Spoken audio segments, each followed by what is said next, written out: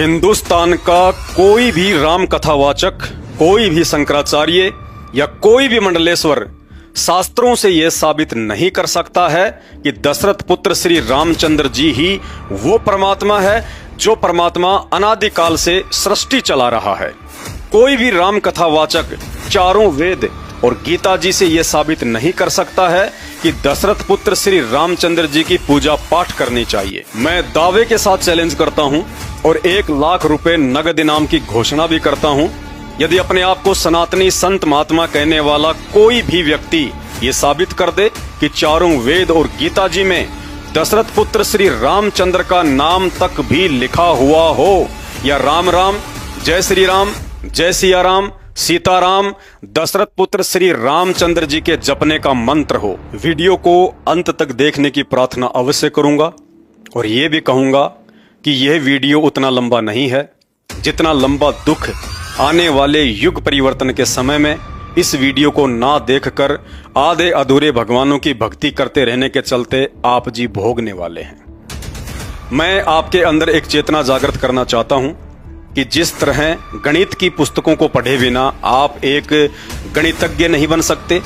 MBBS की पुस्तकें पढ़े बिना आप एक डॉक्टर नहीं बन सकते, और साइंस की पुस्तकें पढ़े बिना आप एक वैज्ञानिक नहीं बन सकते, ठीक इसी तरह चाहे आप हिंदू हैं या मुसलमान, अपने धर्म की पुस्तकों को पढ़े और समझे बिना ना ही तो आप भगवान की पहचान कर सकते हैं और ना ही एक सच्चे भगत बन सकते हैं। और 2028 तक युग परिवर्तन के समय आने वाले भयंकर विनाशकारी समय में दुनिया को सिर्फ भक्ति ही बचा सकती है और कोई सहारा नहीं है।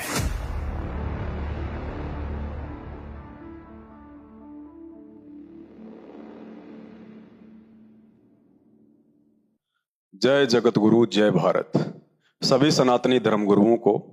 परम पूज्य जगत गुरु संत श्रोमणी सतगुरु रामपाल जी परमेश्वर जी के चरणों की धूल मुझ पवन दास की तरफ से सादर प्रणाम। अब समय आ गया है आप सभी सनातनी धर्म गुरुओं की परीक्षा का। अब आप प्रमाणित जवाब देने से बच नहीं सकते। अब देश की युवा पीढ़ी ना ही तो पूर्व काल की तरह अनपढ़ है और ना ही धर्मशास्त्रों में लिखी हुई सच्चाई से अनजान है। अब उन्हीं धर्मशास्त्रों से आप लोगों से सवाल पूछे जाएंगे जिन धर्मशास्त्रों को आप बचपन से ही पढ़ते और दुनिया को पढ़ाते आ रहे हैं, और जिन धर्मशास्त्रों की आड़ में सदियों से आपके परिवार का पालन पोषण होता आ रहा है। इसलिए यदि आज शिक्षित युवा पीढ़ी के मन में उन्हीं धर्मशास्त्रों में लिखी हुई बातों को लेकर शंका या संदेह उत्पन्न होता है या मन में कोई सवाल उठता है, तो उन्हीं धर्मशास्त्रों से सबूतों के साथ उनका समाधान करना भी आप धर्मगुरुओं की ही जिम्मेदारी बनती है। मेरा जन्म एक हिंदू परिवार में हुआ है। बचपन से ही रामायण और महाभारत सुनता आ रहा हूं, लेकिन जब अपनी आंखों से रामायण को पढ़ा तो पता चला कि दशरथ पुत्र श्री रामचंद्र जी के भगवान होने के विषय में जो बातें हमें बचपन में धर्मगुरुओं या कथावाचकों से सुनने को मिलती थी और टीवी सीरियल में हम देखा करते थे, यथार्थ में वे सब बातें धर्मशास्त्रों में लिखी हुई बातों से बिल्कुल भी मेल नहीं खाती हैं। धर्मगुरु कहते हैं कि दशरथ पुत्र श्री रामचंद्र जी परमात्मा हैं, सत्यनारायण हैं। इन्होंने ही सारे ब्रह्मांडों की रचना की है और संचालन भी कर रहे हैं। इनकी मर्जी के बिना ना ही तो दुनिया चलती है और ना ही पत्ता हिलता है। श्री रामचंद्र चाहे तो कोढ़ी को काया, निर्धन को माया, बांझ को पुत्र और मृत्यु को जीवन में बदल सकते हैं। ये जब चाहें सृष्टि में प्रलय कर सकते हैं और चाहे तो पुनः उत्पत्ति भी कर सकते हैं। इनसे बढ़कर और कोई भी सर्वशक्तिमान परमात्मा सृष्टि में दूसरा नहीं है। मात्र अपने धार्मिक धंधे के लिए या फिर अपनी अज्ञानतावश हमारे धर्मगुरुओं द्वारा दशरथ पुत्र श्री रामचंद्र जी के लिए बढ़ा चढ़ाकर बोली गई इन तमाम जुबानी बातों में कितनी सच्चाई है, ये तो हमारे धर्म ग्रंथ ही बता सकते हैं। तो चलिए आज उन्हीं धर्म ग्रंथों में लिखी सच्चाई को आधार बनाकर मैं सभी सनातनी धर्म गुरुओं से सवाल करता हूं, यदि दशरथ पुत्र श्री रामचंद्र ही वास्तव में सृष्टि को रचने व चलाने वाले परमात्मा है और एकमात्र इन्हीं की भक्ति करनी चाहिए, तो आखिर इस विषय में हमारे धर्मशास्त्र क्या कहते हैं। भाइयों और बहनों, भक्ति का आधार होता है भगवान, अर्थात भक्ति तो उस समय शुरू की जाती है जब यह विश्वास हो जाए कि जिसकी मैं भक्ति शुरू करने जा रहा हूं वास्तव में वो भगवान है भी या नहीं, उस महापुरुष में भगवान वाला कोई लक्षण है भी या नहीं, वो महापुरुष मेरे जीवन में आने वाले संकटों का समाधान करने में सक्षम है भी या नहीं, वो महापुरुष मेरे मन की बात जानने वाला अर्थात अंतर्यामी भगवान है भी या नहीं। समय आने पर वो महापुरुष अपनी भक्ति की शक्ति को साबित करने में समर्थ है भी या नहीं, उसकी भक्ति में वो शक्ति है भी या नहीं जिससे मेरा मोक्ष संभव हो,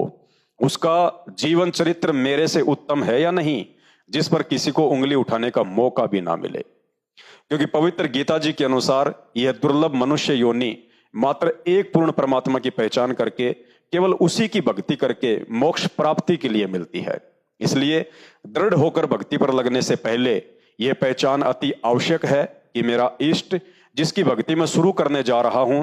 क्या वास्तव में वो एक पूर्ण परमात्मा है जिससे ऊपर सृष्टि में अन्य कोई भी देव महादेव नहीं है, सब उसी के अधीन होकर उसके नौकर बनकर सेवा करते हैं, या कोई उससे ऊपर भी परमात्मा है। तो चलिए ये सब जानने के लिए सबसे पहले हमें भगवान की परिभाषा से परिचित होना पड़ेगा कि भगवान किसे कहते हैं, और साथ ही यदि दशरथ पुत्र श्री रामचंद्र जी ही भगवान हैं तो भगवान के लक्षण श्री रामचंद्र जी की जीवन लीला से मेल करके देखते हैं कि वे कहां तक के भगवान हैं। पॉइंट नंबर 1, शास्त्र प्रमाण देते हैं कि दशरथ पुत्र श्री रामचंद्र जी विष्णु जी के अवतार थे, जबकि श्री मददेवी भागवत पुराण गीता प्रेस गोरखपुर से प्रकाशित कोड नंबर 1133 पहला स्कंद पेज नंबर 27 में श्री विष्णु जी खुद स्वीकार करते हैं कि मैं विष्णु पूर्ण परमात्मा नहीं हूं, मेरा तो जन्म हुआ है और मैं मरता भी हूं, तथा मैं विष्णु दुर्गा देवी से ऊपर किसी को नहीं जानता, उसी की पूजा करता हूं और उसी के अधीन होकर सृष्टि का पालन पोषण करने की जिम्मेदारी से बंधा हुआ हूं। अर्थात शास्त्रों से प्रमाणित हुआ कि श्री विष्णु जी भी पूर्ण परमात्मा अर्थात सृष्टि रचने और चलाने वाले एकमात्र सर्वशक्तिमान राम नहीं हैं, क्योंकि राम किसी के अधीन होकर कार्य नहीं करता और ना ही राम कभी जन्म व मृत्यु से बंधा हुआ होता है, जबकि दशरथ पुत्र श्री रामचंद्र जी तो मात्र श्री विष्णु जी की कुछ अंश शक्ति लेकर त्रेता युग में राजा दशरथ की पत्नी कौशल्या के गर्भ से जन्मे थे। राम शब्द तो मात्र उनके शरीर का नाम था, अर्थात उनकी पहचान थी, जैसे आप और हमारे शरीर के नाम होते हैं। इससे यह साबित हो जाता है कि श्री रामचंद्र जी वह समर्थ भगवान या राम नहीं है जिस राम की शक्ति से अनादिकाल से यह सृष्टि चलायमान है, जो राम जन्म मरण के चक्कर से हमेशा मुक्त होता है, जिस राम को संसार की कोई भी माता अपने गर्भ में रखने में समर्थ नहीं है। अतः यह सिद्ध होता है कि दशरथ पुत्र श्री रामचंद्र जी एक राजा के पुत्र हो सकते हैं, एक महापुरुष हो सकते हैं, श्री विष्णु जी के अवतार हो सकते हैं, परंतु वो राम अर्थात समर्थ भगवान कदापि नहीं हो सकते जिस राम की शक्ति से ये पूरी सृष्टि अनादिकाल से चल रही है। पॉइंट नंबर 2, श्री विष्णु जी का ही पूर्ण परमात्मा अर्थात राम ना होने का दूसरा प्रमाण यह है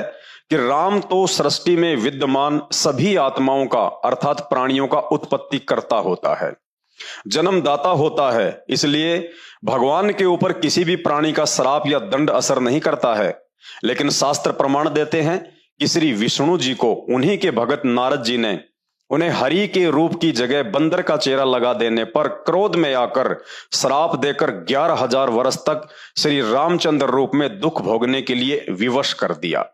अर्थात अपने ही भगत का श्राप जिसे भोगना पड़ जाए वो किसी भी सूरत में राम अर्थात सर्वशक्तिमान परमात्मा नहीं हो सकता, क्योंकि हमारे चारों वेद उस पूर्ण परमात्मा अर्थात राम की महिमा से युक्त हैं, जिसमें यजुर्वेद अध्याय नंबर 1 का मंत्र नंबर 15 और अध्याय नंबर 5 का मंत्र नंबर 1 बार बार यह गवाही दे रहा है कि परमात्मा घोर से घोर पापों का नाश कर देता है, परमात्मा जीव को किसी भी बंधन या श्राप से मुक्त कर देता है। अब यदि आप धर्मगुरुओं के अनुसार दशरथ पुत्र श्री रामचंद्र जी ही वह परमात्मा है जिसकी महिमा वेदों में लिखी हुई है, जो इंसान को सभी पाप कर्मों के बंधनों से मुक्त कर देता है, तो दशरथ पुत्र श्री रामचंद्र जी स्वयं नारद जी के श्राप से अपने आप को मुक्त क्यों नहीं कर पाए। अतः यह सिद्ध होता है कि दशरथ पुत्र श्री रामचंद्र जी